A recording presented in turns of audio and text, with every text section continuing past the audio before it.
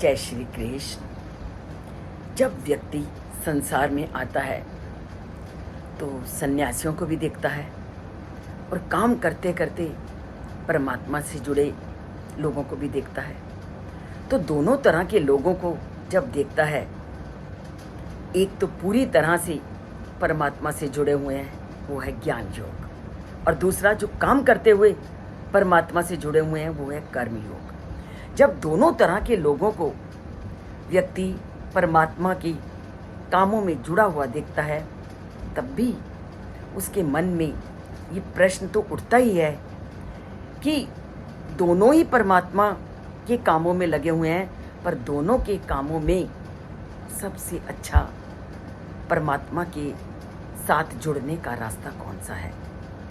तो परमपिता परमात्मा कहते हैं, सांख्य योगो पृथक बाला प्रवदन्ति न पंडितः एकम अपि आस्थितः सम्यक उभयो विन्दते फलम। वो कहते हैं कि अज्ञानी ही सांख्य या कर्म संन्यास को कर्म योग से भिन्न मानता है। दोनों मूल रूप से एक हैं।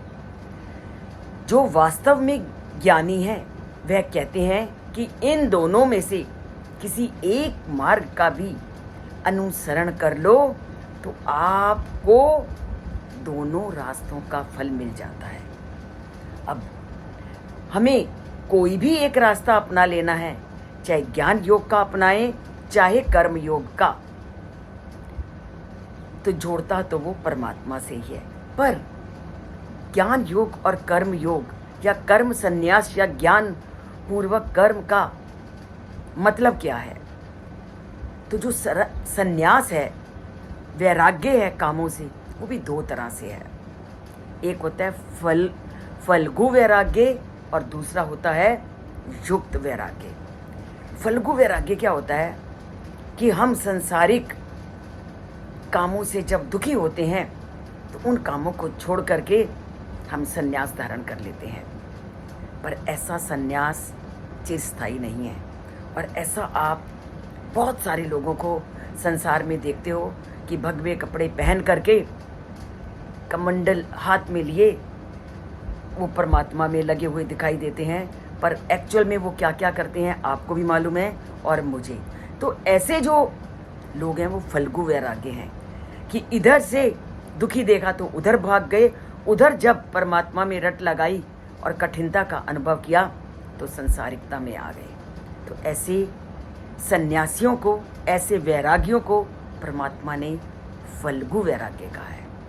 पर दूसरे जो युक्त वैराग्य हैं, जो पूरी तरह से उस परमात्मा की प्राप्ति में लगे हुए हैं और दोबारा से कभी इस सांसारिक जीवन में लौटते नहीं हैं, वो हैं युक्त वैराग्य। अर्थात उनका एकमात्र लक्ष्य क्या है? उस परमात्मा को प्राप्त करना, और दोबारा से संसारिकता के प्रति उनके मन में किसी भी प्रकार का कोई भी अट्रैक्शन नहीं होता। तो ये है सन्यासी अर्थात ज्ञान योग की दोनों विधाएं। और कर्म योग, काम भी करना है, परमात्मा से भी जुड़ना है। कर्म योगी बाह्य रूप से तुम्हें लगेंगे वो दैनिक कार्यों को कर रहे हैं, पर अंदर से पूरी तरह से उनका वैराग्य से संबंध होता है। वह भगवान को भोक्ता और स्वयं को भगवान का सेवक समझते हैं, इसलिए वो अपने सारे कार्यों को किस लिए करते हैं? भगवान के सुख के लिए। तो इस प्रकार के लोग अंदर से पूरी तरह से परमात्मा से जुड़े होते हैं, पर